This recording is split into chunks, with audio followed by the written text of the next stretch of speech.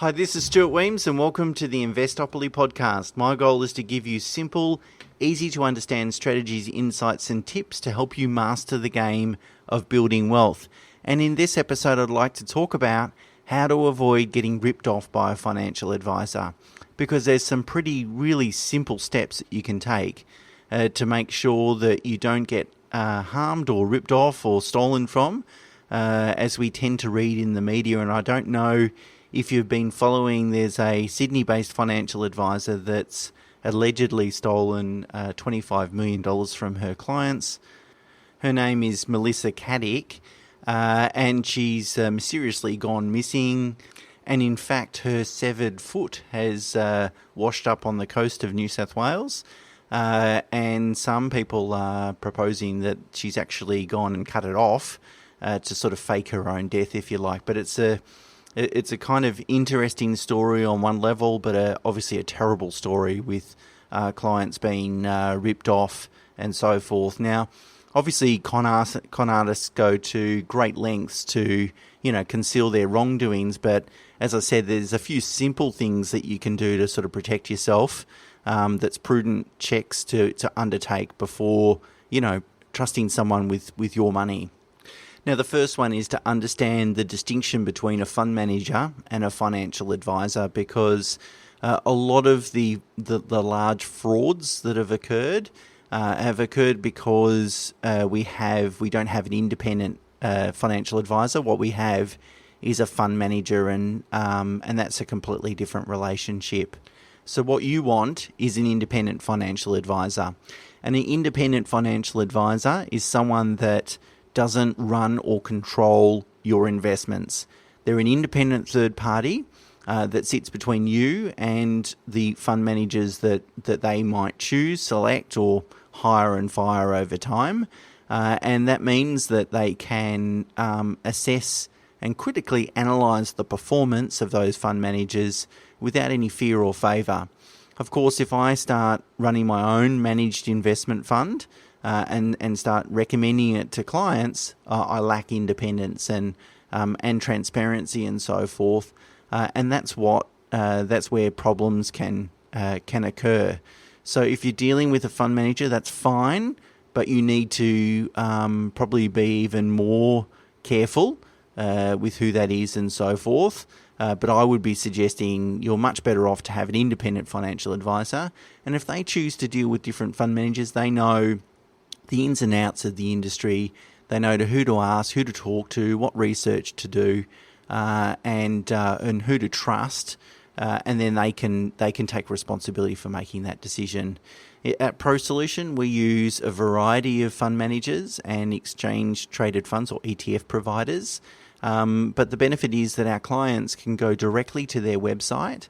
And there's a lot of transparency associated with these investments. They can look at performance and fees and underlying assets and what the portfolio looks like. It's very, very simple. What happens with some of these frauds is the financial advisor, I'll put that in inverted commas, says, okay, Mr. Client, give me the money and I'll invest it. And these are the returns that have been occurring or I've produced over a period of time, and they're all fake, and then they end up sort of taking their money and running. So the first thing you can do is make sure that you have someone that's independent, that knows the industry, that can take responsibility for doing the due diligence on fund managers. The next thing you want is really good internal controls. So it's acceptable for you to authorise and actually expect your financial planner to make investments on your behalf, but they shouldn't be able to withdraw the monies from the investment platform that they use. So, for example, we use the Macquarie Wrap product. Clients can transfer monies into that platform. We then go and invest those monies, but we do not have permission to withdraw monies off that platform. Only the client can request that. And Macquarie will have certain checks in place. They'll either call the client, send them a code that they need to input into the system and so forth. So there's really good protections around client monies from that perspective. The second thing is you want to have a custodian holding your assets. So this is just to really manage counterparty risk. So if we go and use an investment platform, let's say, for example, the Macquarie platform that we use, and if Macquarie goes bust one day, what happens to your assets? Well, all those assets are held by a custodian, so they're held on trust, that Macquarie can't get at those assets. So neither can the advisor, nor obviously Macquarie. They're protected, they're held on trust. So a custodial relationship is very important, and it also provides, you know, some good legal controls around protecting your assets and protecting your monies. You won't typically find a custodial relationship with unlisted managed funds. And a lot of these frauds that are committed, I'm not saying all unlisted funds are risky, but there's, because of the lack of controls, they do lend themselves to greater levels of fraud. So it's something to be careful about. Now, what can you do to check out the financial advisor or even particular fund manager before you trust them? Well, there's a couple of checks that you can run. And if any of Melissa Caddick's clients, if any of them have done just a few simple checks that you can do online that take no more than a minute, they would have avoided being ripped off significantly. So the first one is, and I have, of course, the links on the blog on the website and in the show notes, but the first one is to do a search of the Financial Advisor Register. So it's a relatively new register, only been around for 2, 3, 4, maybe no more than 4 years, definitely. And it's on the government's Money Smart website. And essentially it'll tell you a lot about every financial advisor that's licensed in Australia. So the first one is you want to make sure they are in fact licensed.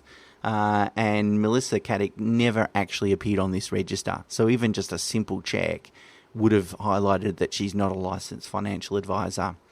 But in addition to that, it'll tell you lots of other things like what qualifications the advisor has, their experience, how long they've been licensed for, whether they've had any disciplinary actions, their professional memberships, and their training records. So a really good summary of kind of the key data. But the number one thing is you want to make sure, I guess, firstly, that they're a licensed financial advisor, and then secondly, just get a brief overview of what their sort of past experience looks like. An advisor must be an authorised representative of an Australian Financial Services Licence, or the acronym is AFSL. So they either need to be an authorised rep or they need to hold a licence themselves. Every licence has a number. And so there's another website, again, the link's in the show notes, where you can search the AFSL number and see who they're licensed by, and then maybe do some research, Google them, for example, and do some research of who is the license holder and are they a reputable business. Again, in Melissa Caddick's situation, is she would quote an AFSL number, but in fact the business that held that financial services license had no idea she was doing that, and was certainly not doing it with their authority. So sometimes reaching out to that AFSL holder and say, look, is this person licensed by you? That would have been another check that would have helped people. You know, those two simple checks would have helped people at least highlight there's something going wrong here and be able to take some action. And of course, a good old-fashioned Google search doesn't hurt as well. Googling the advisor's name or the advisor's business, seeing if there's any information, reports, reviews, those sorts of things on that individual. Now, of course, a lot of us, when going out and trying to find a professional that we need advice from, a lot of us rely on referrals from people that we trust. And I think obviously that speaks some volumes that, you know, if I have a friend or a colleague that I respect that has had a relationship with a financial advisor for 10 years, for example, and has been very happy with the outcomes of that relationship, that then speaks volumes and gives me a lot of comfort. But that comfort shouldn't be a substitute for those other basic checks that I've just outlined above, because sometimes you've got to be careful of sort of confirmation bias. So I don't know if you may or may not recall, a few years ago, could be up to 10 years ago, there was a US con man called Bernie Madoff, and he stole over $80 billion from his clients. In this situation, a lot of his new clients, the way he got new clients was referrals from old clients, because it was a Ponzi scheme. He was saying, look, we achieved 20% returns last month, tell your friends. And of course, then the friends go, well, this guy is a smart guy, he's a rich guy. He wouldn't be investing with Bernie if it was fake. He would have done all the checks. And so sometimes too much reliance on the people that we know and trust, feeling like they've done the due diligence, can be risky. So yes, get referrals, rely on referrals, but don't let that necessarily be a substitute for your own checks. And of course, the old adage, if it sounds too good to be true, then it typically is. And look, the reality is no one can control markets. I can't control markets. Markets will do what markets will do. So therefore, I can't then go to a client and say, I promise to deliver this return. I can't. I don't know what the returns will be. What I can control is where we invest. So that's asset allocation. So making sure that we've got a good, robust, diverse asset allocation that avoids the risks and picks up the opportunities. And the other thing I can control is the investment methodology. And I can say, look, here's all the evidence that demonstrates if we had have used this investment approach and methodology over the last 30 years, this is what the returns would have been. I don't know what the returns are going to be for the next 30 years, but surely to my mind, it gives us some sense of comfort that these results are probably repeatable to some extent. But if the market's going to give us zero returns, the market is the market. We can't get blood from a stone. So if you find someone that's promising returns, and in particular promising high returns, that would raise alarm bells in my mind, and you want to be a little bit skeptical in regards to that situation. And lastly, before I finish off, I think probably the key thing here is to recognise that there's really two types of professionals that can help you invest your money, and it's really, really, really important that you understand the distinction between the two. So the first one, let's call them just investment managers. And so that could include people like stockbrokers, a property buyer's agent, a fund manager, an ETF provider, those sorts of things. Because they earn income, if only you invest with them, then they have a conflict of interest. One of their key commercial aims is to get you to invest with them and remain invested with them. And so you just must be absolutely clear that there is a conflict of interest, that they're not necessarily sitting on your side of the table, and they could be in a situation where they might have bad news and they don't necessarily want to share that bad news with you because of the commercial consequences or outcomes. So they're investment managers. They're important to have. You need to use them, but let's not pretend they're the same as having an independent financial advisor. As I said, an independent financial advisor sits on your side of the table, which is a term used by a friend and colleague, another advisor, Matt Ross, and I'll lend it on this occasion, but I think it's really good that, a good saying to sort of represent that we're representing your best interests. And an independent advisor should not have any vested interests on what you invest in.